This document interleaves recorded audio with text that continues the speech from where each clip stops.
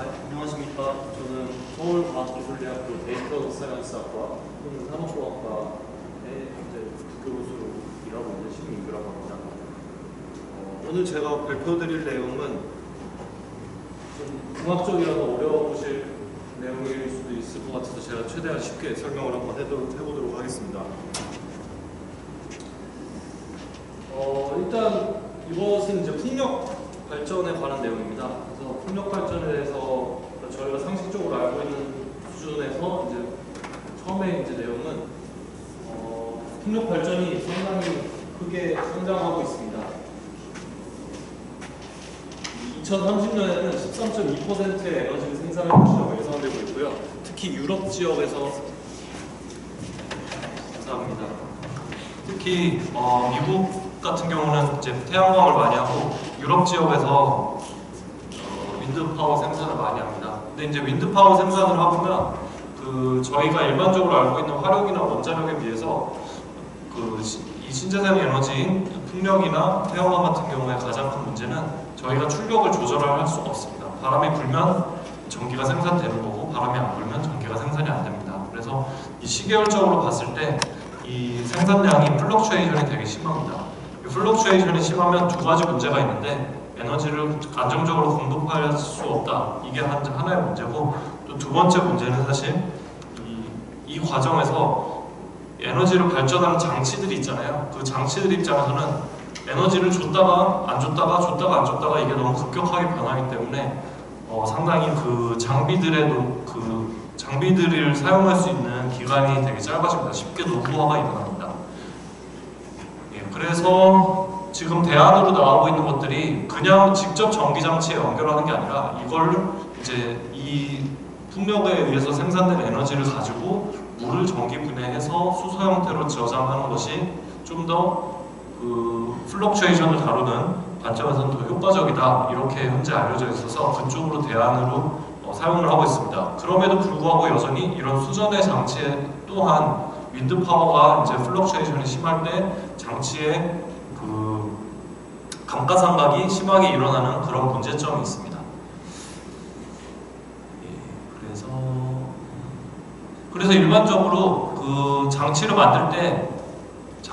만드는 과정에서 이 장치가 얼마나 스트레스에 강한지를 시험하기 위해서 이런 식으로 시뮬레이션 된 패턴을 이 장치에다가 집어넣습니다. 에너지를 많이 줬다가 뚝 떨어뜨려서 이렇게 안 주기도 하고 이렇게 계단 형식으로 주기도 하고 더 빠른 주기로 바꾸기도 하고 이렇게 바꾸기도 합니다. 그러니까 결국에 이것들은 풍력으로 인해서 생산되는 그런 에너지 패턴을 모델링한 것이 되어야 됩니다. 그런데 제가 이제 찾아낸 리서치 갭은 실제로 바람이 그러면 이런 형태를 가지고 변동을 하느냐 그거를 먼저 조사를 해보고 나서 저런 테스트를 하는 게 이 좋은 장치를 만드는 데 바탕이 되지 않겠냐 이렇게 생각해서 실제로 제가 한 것은 이 바람 같은 경우 보면은 바람이 세게 불었다가 바람 스피드가 이제 올라갔다가 내려갔다가 이렇게 심하게 변동을 많이 합니다. 그렇기 때문에 이것을 대표적으로 바람은 어떤 패턴을 가지고 플럭추에이션을 가지고 있느냐 이걸 모델링해서 모델링된 그 지식을 바탕으로 이런 장치를 만들 때 테스트를 하는데 도구로 사용하겠다. 이게 이번 연구의 목적입니다.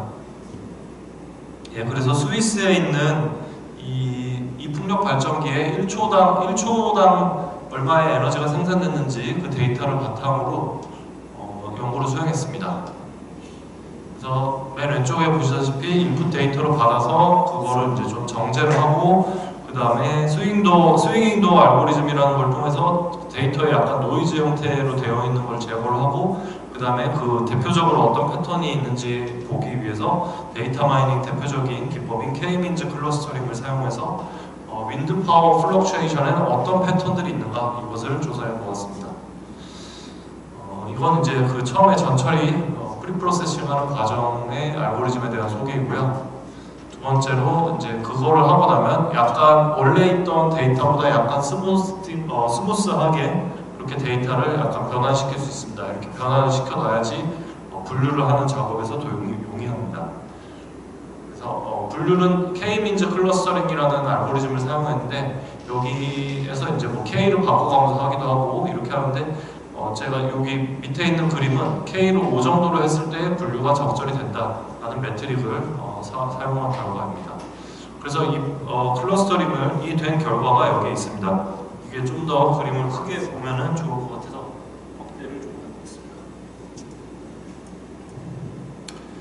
네, 여기 5개의 플랫이 바람의 대표적인 5가지 패턴입니다. 첫 번째 맨 밑에 있는 이 직선 같은 경우는 실제로 바람이 거의 불지 않는 그런 퍼센티지가 꽤 높다. 그래서 이건 실제로 테스트할 때 사용이 되진 않겠죠.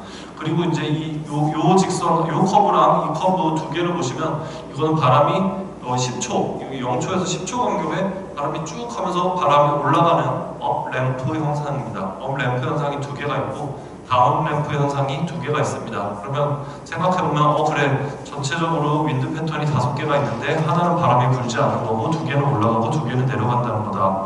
그렇게 하면 사실 되게 별로 흥미롭지 않아서 이거를 그냥 그럼 그걸 과연 이거를 학문적 가치가 있느냐 뭐 이렇게 따지고 들어가다가 제가 한 가지 좀 특이한 사실을 발견한 게 있습니다.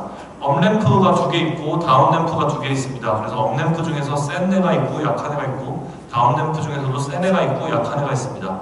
그런데 한 가지 신기한 점은 다운램프의 기울기랑 다운램프의 기울기 이 선과 이 선을 비교해보면 업램프가 더 높습니다. 그리고 여기 이쪽에서도 모더레이트한 업과 다운램프에서도 다운램프보다 업램프가 더 높이가 높습니다. 이것은 무엇을 의미하냐면 바람이 변동이 많지만 바람이 세질 때는 급격하게 한 번에 세지고 바람이 약해질 때는 서서히 사그라든다. 이런 관찰을 이 에너지를 통해서도 할 수 있습니다. 어떻게 보면 우리가 생각해보면 실제로 이제 상식적으로 생각해보면 그럴 것 같긴 하더라고요. 갑자기 돌풍이 부는 적이 있어도 돌풍이 불다가 갑자기 바람이 딱 멈춘다. 사람은 그렇게 느낄 수 있지만 그 연속적으로 바람이 불어오는 그것이기 때문에 제가 뭐 물리학적으로 아주 전문가는 아니지만 그렇기 때문에 이런 패턴이 있다. 그렇기 때문에 이런 패턴이 있다면 저희가 그 장치를 만드는 경우에도 테스트를 할 때 업램프와 다운램프의 슬로프가 다른 거를 활용해서 테스트를 해야 된다. 이게 지금 현재까지 되어 있는 연구의 결론입니다.